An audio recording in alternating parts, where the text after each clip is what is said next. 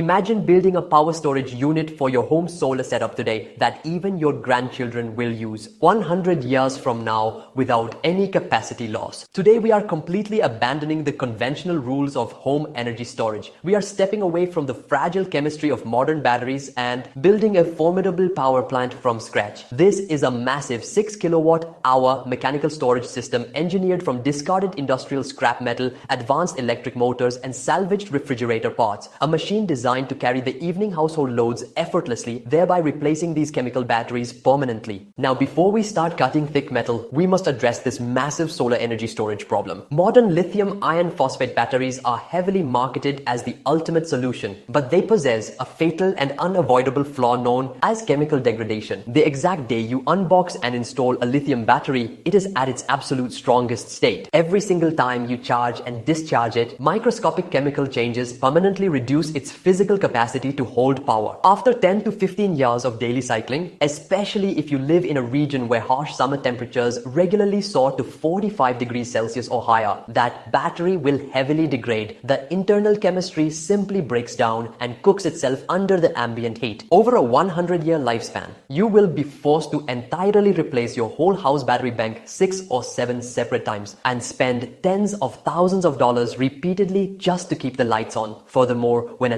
lithium battery finally reaches the end of its life, it possesses virtually zero scrap resale value. It transforms instantly from a vital and expensive power source into toxic electronic waste that you have to pay someone to take away. There is also the safety aspect to consider, since poorly managed chemical batteries can pose a severe fire risk if their management systems fail. Our system flips this brutal economic reality entirely upside down. We are going to store our solar energy physically, using sheer mass and velocity instead of delicate and degrading chemistry. A massive block of solid metal does not care about summer heat waves. It does not suffer from cycle life degradation. A heavy steel rotor will hold exactly 100% of its kinetic capacity a full century from now. Even more brilliantly, heavy steel is an inflation-proof mechanical asset. Decades from now, that raw metal will still be worth serious and hard cash at the scrapyard. You are trading a disposable chemical consumable for a permanent and valuable mechanical asset that pays for itself over decades by simply existing. To understand how a spinning piece of cold metal can power your home appliances all night, we have to dive into the core physics of kinetic energy storage. We are going to build what is known in the aerospace and grid stabilization industries as a flywheel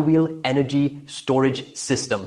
A flywheel is essentially a massive and perfectly balanced wheel that acts as a mechanical battery, storing electricity as physical motion. This energy can be measured by the formula. Rotational kinetic energy equals half the moment of inertia times angular velocity squared. Angular velocity is simply a scientific measurement of how fast our object is spinning. In our system, it will be 12,000 revolutions per minute. Next, moment of inertia here measures how much an object resists rotational acceleration, and it depends heavily on both the total mass of an object and exactly how far that mass is distributed from the center shaft. Let's start with the construction part. To store extreme energy safely and compactly, we need extreme density and a single piece structural integrity. This brings us to the heavy steel rotor, or the flywheel, which is the main part. We are going to build 6 separate and identical containers to reach our goal of 6 kilowatt hours of total storage capacity. For a single unit to hold exactly 1 kilowatt hour of electricity, we must start with a solid cylindrical billet of EN24 alloy steel.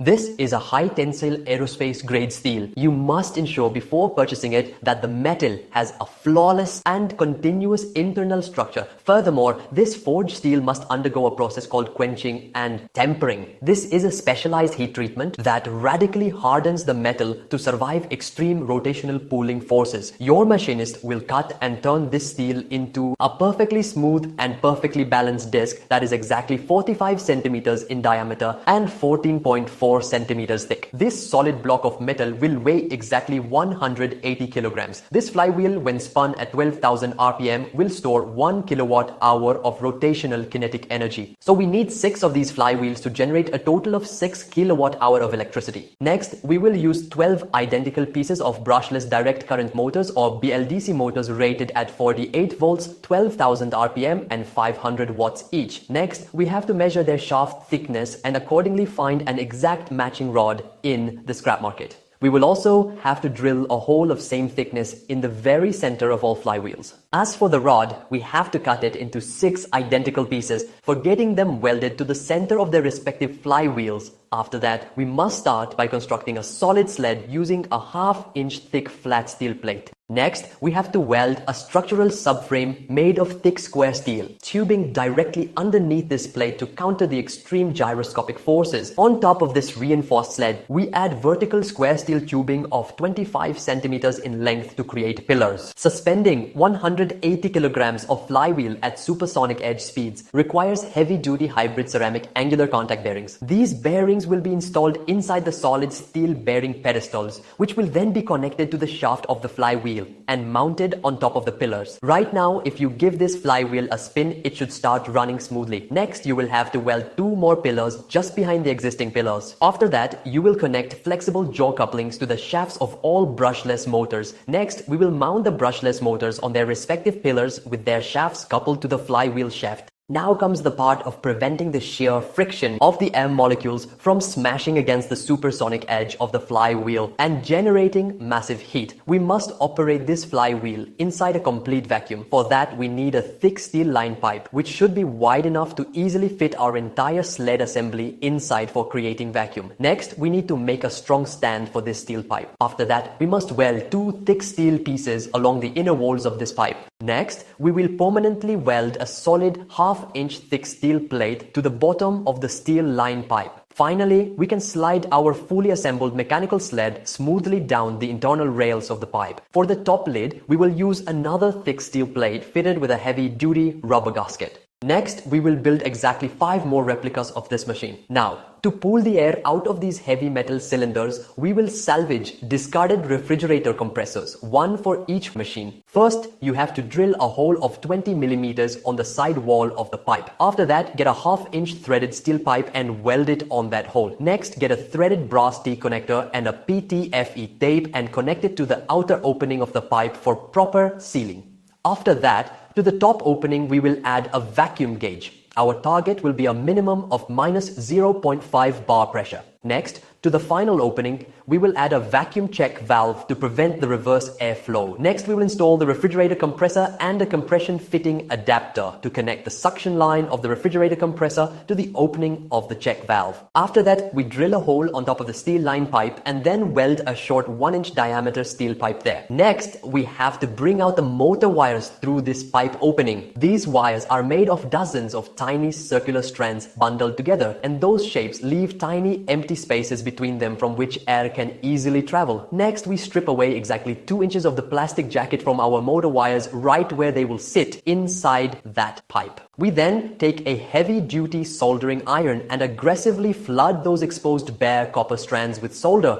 This entirely blocks the microscopic air tunnels hidden inside the wires. Finally, you push these soldered wires inside the pipe and make sure that they are electrically isolated. Next, you have to pour a slow curing marine epoxy completely around them. The epoxy cures as hard as rock, giving you a flawless and lifelong vacuum seal. Next, you have to add a 2 kilowatts off-grid solar panel setup with an overall output of 48 volts DC. Next, instead of connecting the usual solar batteries to save electricity bills, this time we will connect our flywheel energy storage setup. To do this, first we will need 12 bi-directional brushless motor controllers with a rating 48 volts, 500 watts and equipped with regenerative braking technology. Regenerative braking is a technology actively used in modern electric vehicles that temporarily reverses the function of an electric motor by turning it into a high-powered generator to slow down the vehicle. It captures the moving kinetic energy and transforms it right back into usable electrical current. Next, the controller wires will be connected to the motor wires in such a way that both the motors run the flywheel in the same direction. After that, we will connect the input wires of all the 12 controllers in parallel and solder them as one complete set. This overall input of the controllers will be connected to our solar panel wires after the sun is gone.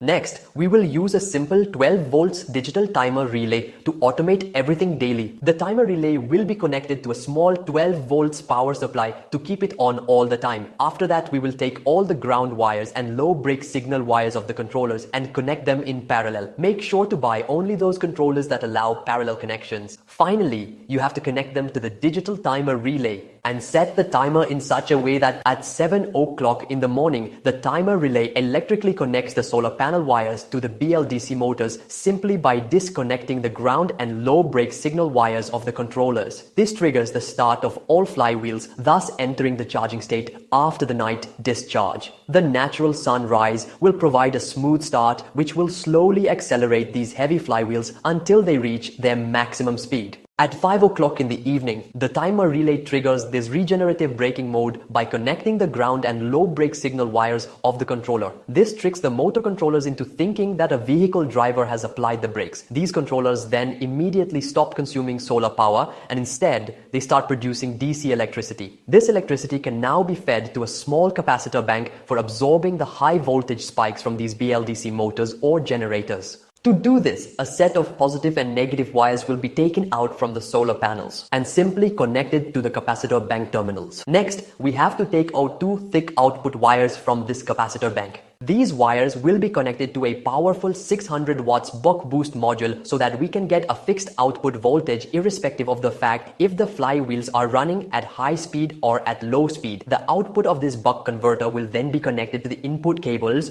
of a 600 VA home inverter for powering our home loads all night long. So, after completing the flywheel charging process during the daytime, these flywheels will automatically enter the discharging process in the evening because of the timer. At this time, we can simply turn off the inverter mains to signal power outage to the inverter. Please note that you can automate this manual on-off process by connecting the inverter to a digital timer and keeping the settings same as the previous one. This 600 VA inverter will then start drawing power from the flywheels to run household loads throughout the evening and night depending upon power consumption. Finally, as the night passes and the timer hits 7 o'clock morning time, the flywheels again go to the charging mode and this cycle continues forever. Building 6 of these massive kinetic units can be expensive, but remember the economic reality. You are not buying a fragile chemical box that is guaranteed to die and become a worthless landfill waste. You are taking complete and permanent control of your energy independence with a great resale value in the future. So, it will be money well spent. If you found this video useful, please hit the subscribe button and share this video with all your friends because I believe that together we can permanently change the future of our home energy storage. There's this great news, guys. I have this new website, www.electrondeals.com. You can see there are so many countries listed for products to buy from Amazon, and if not, then there is Banggood Worldwide. Here you can see similar products are going to be listed in 2 pages, just like the other countries. And if we click on the buy on Amazon link, you are going to be redirected directly to that page of the product from where you can buy. You don't have to go and search for the products. Link will be provided in the description. You can check it out.